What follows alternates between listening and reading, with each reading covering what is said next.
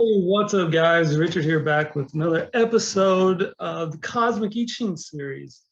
And today we're on Hexagram 47, almost to the end, almost to 64 here. I can't believe we've done this many already. Hexagram 47, oppressing / exhausting. We have lake over water.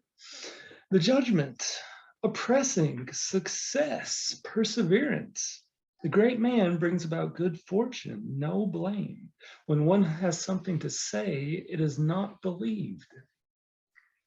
Oppressing, exhausting refers to a condition of oppressing or of being oppressed, of exhausting or of being exhausted, a state that we often call depression. A person may receive this hexagram even when his depression is scarcely recognized as such, and he only goes about yawning and being tired without any apparent reason. The message given by this hexagram in the word success is that the condition with all its destructive effects can be ended if the person will relate to it in the correct way, as explained below. Certainly, the person in a state of depression or exhaustion, upon hearing these words, might find them hard to believe because the ego in him says there is no other way or no way out. Oppressing and exhausting primarily refers to situations that continually exhaust a person's reservoir of chi energy or life force, the energy drawn from his true self and given to him at birth. Under normal conditions, the reservoir will be continuously replenished by the person's harmonious contact with others and with nature through his feelings. However, the social conditioning by which he has developed an ego, or perhaps certain traumatic experiences, have cut him off from his feelings and from the ability to have the healthy exchanges he needs with nature and with people. Furthermore, the ego in him, which is a parasite in his psyche, constantly sucks on the reservoir of chi energy that the true self possesses. This ends with the person becoming starved for chi. The feelings of exhaustion he experiences are due to the true self's fears of being extinguished through loss of chi. Oppressing secondarily refers to the influence of doubts implanted in the psyche by the collective ego during youth.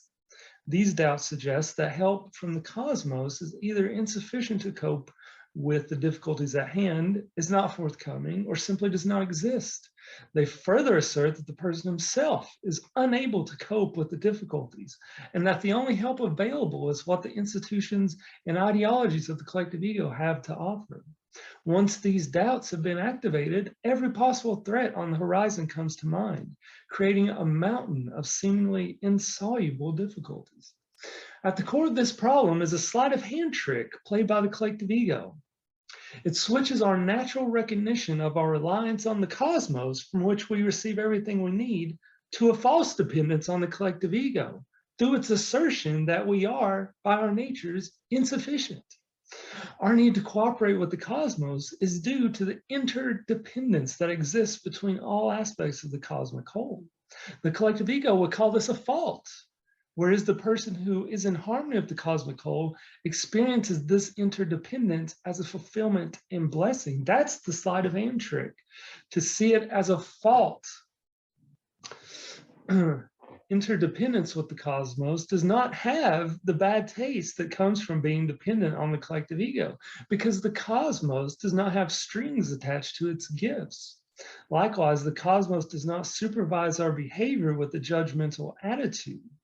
The person himself is the entire source of the feelings of blame that he experiences when he betrays his true self or true nature. Thus, being in harmony with the cosmos is the source of a person's true inner independence from the collective ego and its oppressive ways. The exhausting effect of doubt needs to be recognized so that the phrases and images it consists of can be deprogrammed. The following is a list of mistaken ideas and beliefs about oneself, about life, and about the nature of the cosmos, which are expressed as oppressive views or doubts. Included also are self-images that lead to lifestyles that are oppressive. All of these ideas, beliefs, and self-images can form spells and poison arrows that effectively lock him into an inner prison. Let's look at these ideas here. To be good means to be self-sacrificing. This belief allows others to draw endlessly on a person's chi energy and creates a situation of codependency. It prevents both sides from asking for help from the cosmos. A similar idea is life has meaning only through self-sacrifice. This idea, fostered by the collective ego, when followed through, leads to the extinction of the true self, leaving what is elsewhere in this book referred to as a walking dead person. A person has no right over his own inner space. This allows others to repetitively encroach into his inner space and steal his energy. A person's natural inhibitions block him from experiencing life. This leads him to constantly override his natural inhibitions, causing him to enter a downward vortex that ends in despair. The fourth belief, the body is a servant to the mind. This leads a person to indulge in work overload and can lead to chronic illness or burnout. The fifth belief is the needs of the mind are more important than those of the body.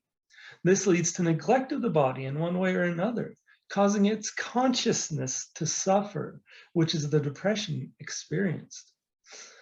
And some more beliefs here. A person's identity is determined by what he surrounds himself with. This causes his personal space to become overcrowded, either by people, animals, or objects, or overgrown with plants. A person's freedom and independence come from his external circumstances. He is therefore cast into depression whenever those circumstances suddenly change. Love does not last or does not exist. This leads to relationships that are based on deals and therefore take rather than generate chi energy, causing depression and exhaustion. Help is not or may not be available from the cosmos for me.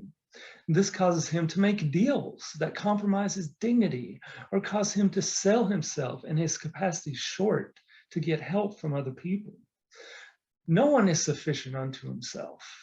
This belief causes him to look up to others, thus giving them his chi energy. The belief in passivity.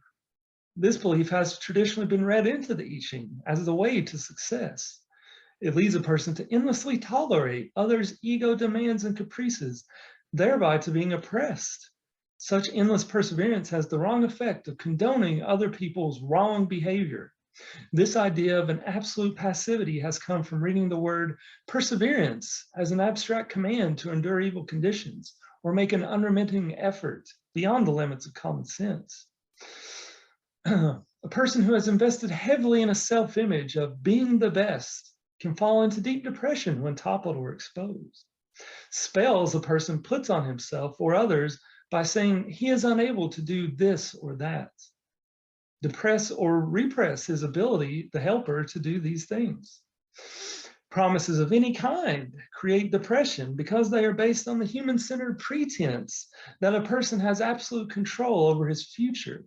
They bind him rigidly so that there is no room for growth and for responding to changed circumstances.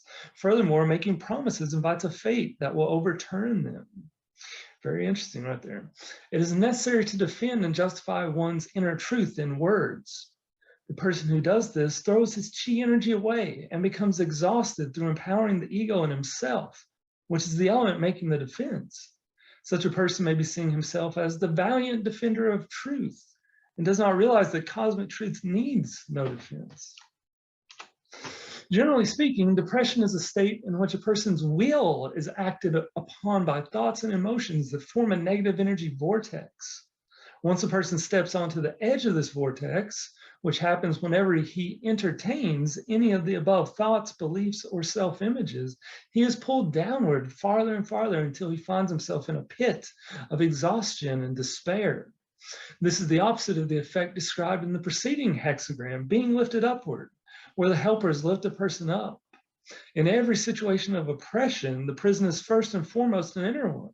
For even in the most desperate circumstances, the person who does not allow his will to waver draws all the energies of the cosmos to his help and protection.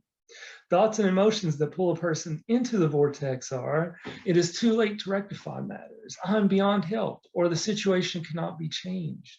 Self-accusations cite one's inadequacy, defective nature, and inability of having a relationship. Distrust, likewise, generates its own group of negative thoughts that make a person feel deprived or cheated, as in everything is a lie. Beliefs in fate as an arbitrary and inevitable force cause a person to see himself as ill-fated. Such beliefs give rise to expressions such as, nobody cares whether I live or die. People don't care. The only thing to look forward to is death, and the world is evil.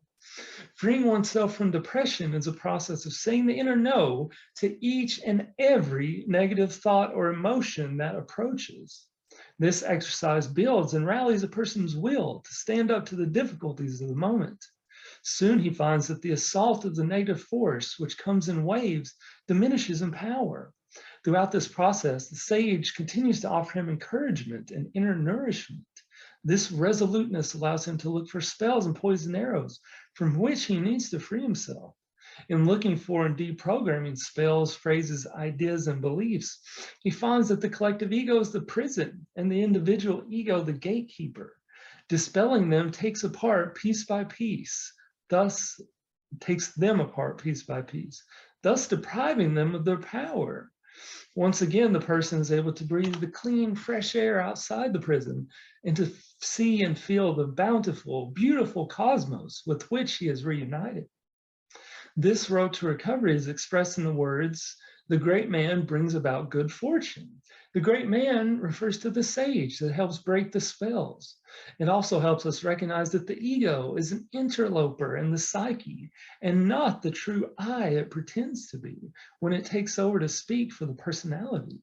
It is the envious rival and enemy of the true self, constantly busy undermining and repressing it. Furthermore, it only uses the psyche as a springboard to attain recognition for itself.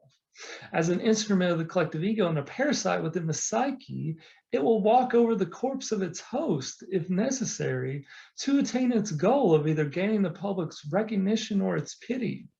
The first one through attaining fame and immortality.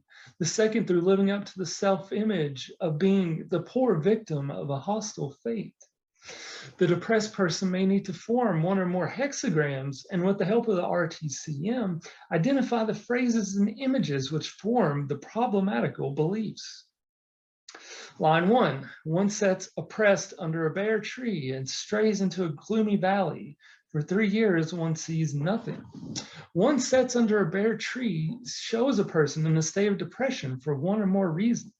In one example, a person's efforts may have turned out to be fruitless, the bare tree, and he is accusing himself of being guilty for having failed.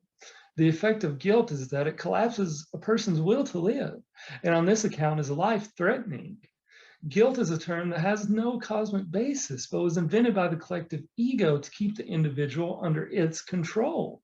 This line tells the person that his failure is a fate that has been caused by his having acted against his true nature.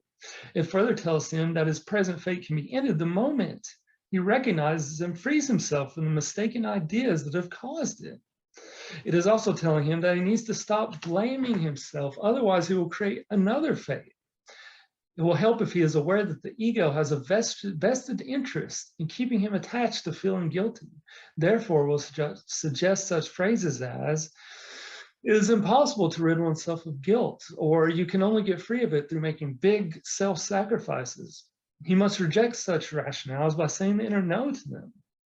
This line also applies to the person who has created a fate for himself by adopting the idea, a spell, that there is no meaning in life.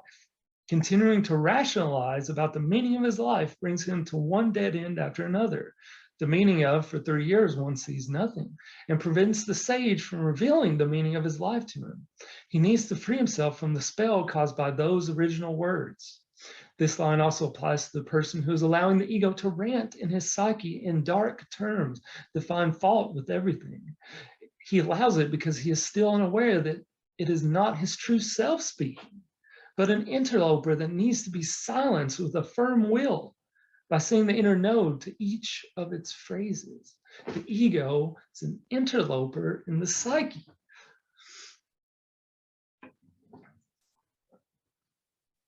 You only allow those dark thoughts because you don't know that they're coming from this ego source, which is a parasite in the psyche. It's not part of you. Line 2. One is oppressed while at meat and drink. The man with the red knee bands is just coming. It furthers one to offer sacrifice. To set forth brings misfortune, no blame. This line shows a person who, although he does not lack outer nourishment, including material comforts, is psychically oppressed. The cause for his oppression can be his dissatisfaction with the commonplaces of life, the meaning of life as defined by the collective ego, which have absorbed all of his attention and obscured his life's true meaning. The sage has been coming to him in dreams and or meditations to make him aware that his life has a cosmic purpose, which the sage can help him fulfill if he will allow it. The red knee bands here are a reference to the sage and to the often odd guises in which it shows itself in dreams or meditations, e.g. as in limping. The cause of oppression can also lie in a number of mistaken beliefs a person has about his own nature, the most suppressing being that his animal nature is evil or is the cause of evil. As has been pointed out in the main text of this hexagram, it is through his animal nature, bodily nature, that a person is connected with the cosmos, the source of his chi energy. By putting a spell on his animal nature, he has demonized it, and the chi energy is blocked. The above-mentioned spell can be accompanied by a guilt spell that makes the person feel guilty every time he gives bodily expression to love. This feeling of guilt can be conscious or completely subconscious, but in any case, it draws on the reservoir of chi energy that has been given to his true self at birth by the cosmos. The reference to sacrifice in this line points to the fear of his true self, of being sacrificed to his feelings of guilt. Reference to the man with the red knee bands can also indicate a cosmic intervention by the sage when a person is unconsciously giving assent to the execution of his true self because he thinks himself guilty for living. The intervention comes perhaps as a dream or an experience in meditation that shows him that his true self has become a stranger to him. For example, he may be seeing himself giving his consent to an execution, either his own or another's. The guilt spell has its roots in his having been told that his animal nature is the source of evil. If he will free himself of that idea and its associated guilt spell, he will be free from all blame, the meaning of no blame, and from the fate he has created. Otherwise, the misfortune indicated, the extinction of his true self, will run its course. This line can also refer to a person who has become one of the walking dead through consenting to the execution of his true self. He continues to live on only by drawing chi energy from other people, animals, food, and from objects in his environment that are dear to him. This line is also given to a person who has been coping with a difficult situation with help from the sage, the meat and drink received, to help him understand why the situation lacks visible progress. Behind his depression is the ego, which is saying, I will only follow the sage's advice if the situation changes right away. Sacrifice here means to say the inner no to the ego and its demands and reopen his mind. This will free him of the ego's oppressive influence. Similar interferences of the ego occur to keep a person from starting to cooperate with the sage and thus prevent the person from obtaining the meat and drink offered by the sage. Maybe it would be better if things did not work out, or it's not possible to get rid of my ego. It might not even be desirable. Maybe I won't be able to afford the change. Maybe we wouldn't like each other after all, etc. The line may also point to ideas that feed the ego by claiming to help the person develop his higher nature, as in becoming a hero, and shed his lower nature. The idea of developing his higher nature is associated with public recognition for doing good works, achieving victory in war, or victory over ignorance, as defined by the collective ego. The ego is similarly fed by a person's identification with the heroic, as by reading novels, or by identifying with social groups that perform good works. The inflation of the ego that occurs through a person's identifying with others blocks the renewal of his own chi energy that would come from his honoring his own true nature. To free the flow of his chi energy, he needs to free himself from the spell he has put on his true nature by dividing it into higher, heroic and good, and lower, non-heroic, evil aspects. Such a division has placed a guilt spell on his lower nature.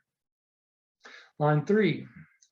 A man permits himself to be oppressed by stone and leans on thorns and thistles. He enters his house and does not see his wife, misfortune. Oppressed by stone is a metaphor for a person who looks at the external world as the only thing there is, and therefore fails to take into account that its underlying structure is the cosmic consciousness. It is as if such a person is blind, and his blindness isolates him from all the sources of help that come from the invisible world. His belief is like a stone that weighs heavily upon him because it makes him think he has to do it all himself. This belief, which leaves him both helpless and hopeless, is the cause of his depression. Leaning on thorns and thistles is a metaphor for the constant prickling of the doubts that accompany untruths and half-truths. They are doubts a person has about his own nature, the identity of the sage, the efficacy of following his inner truth, or whether there is an appropriate answer to the situation at hand. The untruths and half-truths behind such doubts need to be identified with the help of the sage in the RTCM and deprogrammed through saying the inner no to them. It is never necessary to live with doubt and uncertainty, since the sage is ever present to help the person see the matter with clarity. Being oppressed by stone also refers to people who construct or adopt philosophies based solely on thinking and fantasizing as their guiding principles, as is the case with materialistic or existentialist philosophies. I always knew there's something wrong with the whole existentialist school. That stuff is just crazy. What renders such constructions lifeless and oppressing is their purely mental nature, which is divorced from any understanding of nature's ways. These philosophies survive mostly because they flatter the mind's image of itself as superior to feeling. Another example is the belief that the world is divided into spirit and matter, with spirit being conceived as a thinking consciousness that has importance or purity, and all other things as having importance only in as much as they serve the thinking consciousness, including all animal species, plants, and the earth itself is reduced to matter. The misconceptions that come from such thinking divorce a person from the cosmic whole and prevent him from receiving the life-renewing chi energy that would otherwise come through his feeling connection with the cosmos. Particularly affected is the person's ability to love and to care. Beliefs that oppress a person's caring also oppress his creativity. A related belief that causes oppression is one that sees nothing after death. It contains the implication that life has a beginning and an end, denying the basic continuity of life as consciousness, whether it is compressed into visible form, a body, or exists in an invisible form. A person can also receive this line when, after putting a matter in the hands of the sage or the helpers, he is then interfered in their transforming it by falling back on conventional answers and solutions. This line informs him why the problem has not been resolved. It is also saying that he may not acquire cosmic help so long as he persists in interfering. Line 4, he comes very quietly, oppressed in a golden carriage. Humiliation, but the end is reached. The carriage in the I Ching is a metaphor for the helpers of the invisible world that help a person make natural progress. This line shows the helpers oppressed because the person does not acknowledge their existence. Instead, he allows the ego to lead his affairs by relying on conventional means of protecting himself or making progress, such as by relying on policies, contrivances, mechanical cures, or other uses of power. If he continues in this way, he will create a fate. With a slight change of emphasis, the golden carriage can refer to a person who is forced to go the conventional route, e.g., hire a lawyer, as in divorce. However, because he recognizes that employing this kind of help is only an outer necessity, and that success really depends on the helpers, a good end is reached, despite the humiliation of having to follow this process. The line can also indicate a person who is weighing whether it is correct to give up his dependence on rational thinking and follow the way of the sage. Although he has had good experiences in following the sage's guidance, the golden carriage, he feels guilt because what he has experienced does not coincide with his previous beliefs. This conflict is the cause of his depression. If he recognizes that guilt is a mistaken idea of the collective ego and asks the sage to help him end the spell that guilt has created, he can end the conflict and its humiliating consequences. Being oppressed in a golden carriage can also refer to a person who has a fixed negative image about what will happen in the future. He imagines a bad outcome to the present train of events, or thinks the worst about someone to harm himself against him. These fixed ideas are the golden carriage mentioned, in that they keep the person from being disappointed when he fails in achieving his goals. This extremely common mindset is often accompanied by the rationalization, I always expect the worst, and if something good happens, it's a pleasant surprise. Having such views ensures that the goals will not succeed. The person needs to free himself from the power that exists in negative thinking by saying the inner no to it, and by making his attitude neutral in regard to the future. The golden carriage is also a metaphor for the help the sage can draw from the cosmos on behalf of a person. Here, however, the sage is kept in waiting because the person is arrogantly presuming that he has a right to be helped and is regarding the sage as his servant. Being deprived of help, the person becomes depressed. Line 5, his nose and feet are cut off. Oppression by the man with the red knee bands. Joy comes softly. It furthers one to make offerings and libations. His nose and feet are cut off indicates that a cosmic helper has intervened against the demonic element in a person's psyche. At first, the person feels this as being oppressed or punished by a higher power, whereas in reality, a helper is restraining him from a desire that would create danger for him. Offerings and libations is a metaphor for counseling the person to apologize to the cosmos for incorrectly blaming it. Apologizing does not mean to get on his knees or prostrate himself, but simply saying from his heart, I'm sorry. It is only the ego that would demand a person to throw away his dignity. The metaphor of the nose in the I Ching stands for the inner sense of smell, which normally tells a person that something in his situation smells bad. This protects him against being irresistibly attracted to a dangerous idea coming from the ego in himself or in another. When a person regards his mind as a reliable judge of ideas and people and disregards his feelings as unreliable, his inner sense of smell becomes demonized and made inoperative. This exposes him to the danger of falling into an unqualified attraction to the dangerous idea or person. The nose being cut off means that the helper that counters demonic elements has intervened on his behalf to bring him back to his inner sense of smell, which has now caused him to recognize that he is fed up with the situation, a correct response.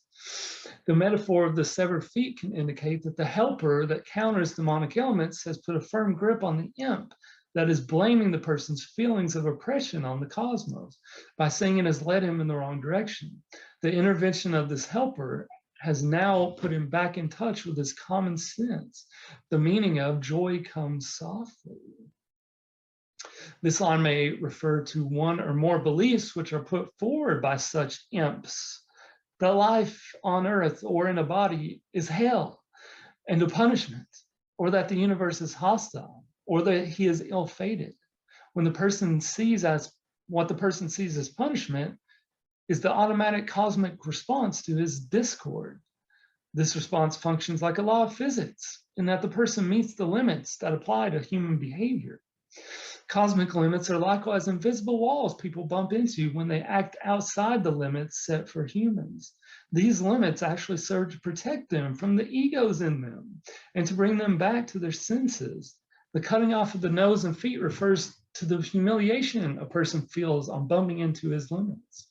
Such a person can correct his situation if he recognizes his true place in the cosmic whole and rejects the ego's arrogance in proposing that limits do not apply to him. Joy comes softly when he begins to take his true place in the cosmic whole. Line 6, he is oppressed by creeping vines.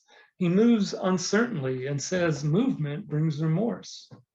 If one feels remorse over this and makes a start, good fortune comes. Creeping vines refer to the tentacles, the negative thought processes that return a person to depression after he has become free of it. Specific negative thoughts that pull him back into old patterns of thinking come from teachings he has learned previously from the collective ego, or from people who have represented its viewpoint. This happens because he has not fully validated his ability to listen to his own inner truth. As long as he validates these others as more important than himself, he will move uncertainly in fear that listening to his inner truth will bring remorse. If, as the line states, he feels remorse over this degraded view of himself and makes a new start by consulting his collected inner feelings, he He will gather the support of the cosmos to help him find the correct way. This line can also refer to a person who has been intimidated through conditioning into feeling a collective responsibility for what his family, nation, or species has done. His only responsibility is to say the inner no to what others do that he feels to be incorrect, and thereby to withhold his inner assent. In this way, he remains free of blame. It is likewise correct for him to refuse acceptance of others' attempts to blame him in a case where he has not inwardly participated in what is incorrect.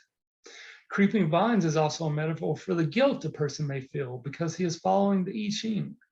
The creeping vine is his suspicion that its values are subversive to the collective ego and that he is therefore betraying it.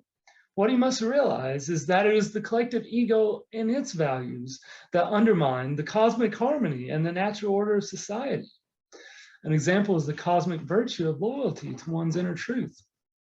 The collective ego appropriates this loyalty by setting it up as a virtue that he needs to develop. What it means is that the person should be loyal to the collective ego's values. The collective ego demands that he renounce his inner truth whenever it conflicts with loyalty to his partner, family, nation, race, or creed. However, only by following his inner truth can he be in harmony with himself and with the cosmos. If he will reject his mistaken guilt, he will free himself from those tentacles and the oppression they cause. All right, thanks everybody for watching. Don't forget to like and subscribe, by the way, and I'll see you guys in the next one.